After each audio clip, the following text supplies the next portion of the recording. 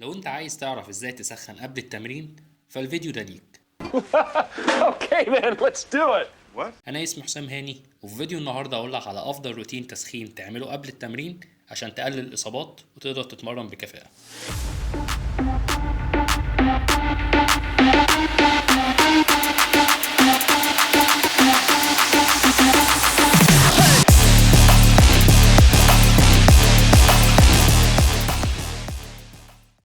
اول حاجه عايزك تعرفها هو انك عشان تسخن كويس لازم تعمل دايناميك ستريتش مش ستاتيك ستريتش. بمعنى صح، ما تعملش حركات من الثبات، لازم تحرك جسمك كتير.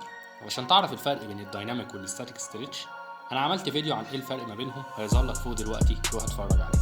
هتعمل التمارين دي 30 ثانيه لكل تمرين ب 70% من مجهودك، مش اقل من كده. واسيبكم على الفيديو.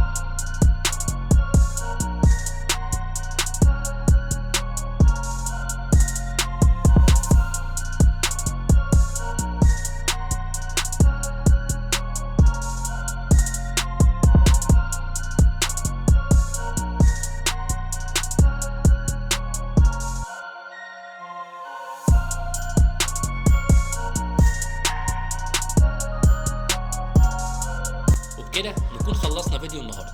لو انت حابب تطور نفسك في كرة القدم في البيت ومن غير كوتش وتتمرن زي الاجانب، انزل اعمل سبسكرايب وانا هقولك على احسن التمارين اللي الناس بره بتعملها عشان تحسن مستواك. سلام عليكم.